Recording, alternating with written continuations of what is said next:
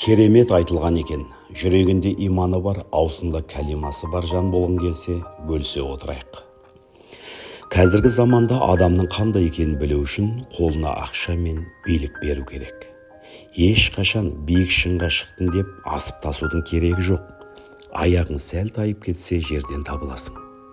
Кімнің кім екенін басыңа іс түскенде білесің. Ешқашан ешкімнен кек алма, жай ғана кешіре сал. Алла өзі біледі оған қандай жаза берерін. Қиындықтар өткен өмірінің жазасы емес, жарқын болашағыңа берілген сынақ. Көп адамдардың бетінде көрінбейтін маска бар. Адамды кедейлік немесе байлық құртпайды, көреалмаушылық пен қызғаншақтық құртады. Өзгені төмендеткеннен өзің биік боп қалмайсың. Жаның ауырып тұрса да күлімде. Сенің жағдайыңды өзіңнен басқа ешкім түсінбейді. Адамның сәттілікке жетуін оның қанша жетістікке жеткенімен емес, оның осы жолда қанша қиыншылықтан өткеніне қарап бағалау керек. Адамдар не ойлайды деген сұрақ ең соңғы орында тұру керек.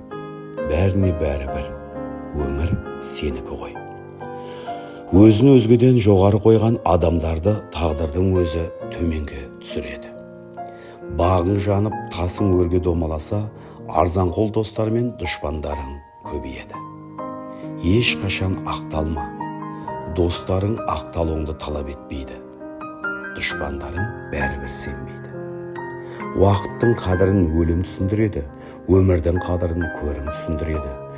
Сезімнің қадірін сенім түсіндіреді, сөзіңнің қадірін білім түсіндіреді.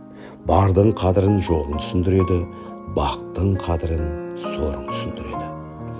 Жағындарыңызға айтқан ауыр сөздеріңіз олардың жүрегіне шегедей қағылатын біліңіз.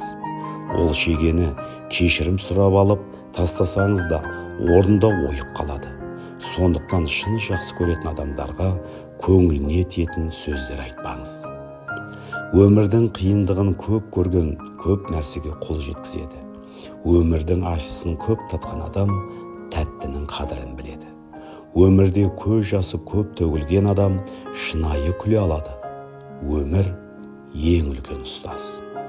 Егер Құдай басыңа қиыншылық берсе, сенің жеңе алатыныңа сенгені. Біреуді өсектемес бұрын, оның киген аяқ киімін киіп, оның жүрген жолымен жүр. Оның жолдағы шалынған әр тасына шалын, оның бар ауыртпалығын сезін. Содан кейін ол туралы өсек айт. Мен әлемдегі ең керемет ананың перзентімін. Ана әрбір адамның жарық дүниедегі ең жақыны, жанашыры, қадірлісі, қамқоршысы, ақ сүтін беріп байлаған, жанында аямаған ардақтысы. Егер сіз өсектесе, сізді өсектесе, қамықпаңыз. Біліңіз, құрттар тек дәм жемістерге жабысады. Неліктен жылаған кезде адам жеңілдеп қалады. Себебі көз жастармен бірге қайғы, өкпемен реніш шығып кетеді.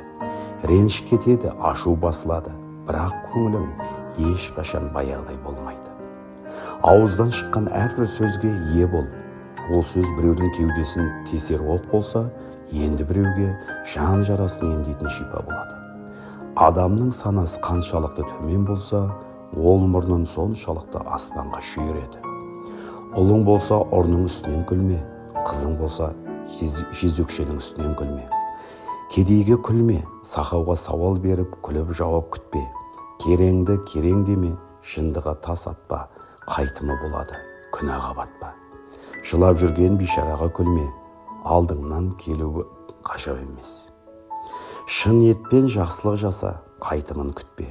Біреудің киіміне қарап өз бағаңды көтерме, мүмкін оның жан дүниесі бағалы шығар. Сені жаратқан Алла, оны да жаратқан есіңнен шығарма. Ешкімнен артық емес. Біреуден жәбір көрген жанның дұғасын Алла қабыл етеді. Ешкімге тіліңмен де, іс әрекетіңмен де зияныңды тигізбе. Шындығында керемет айтылған екен. Құрметті бауырлар, бұл өмірде бір-бірімізді сыйлап, құрметтей білейік бауырлар.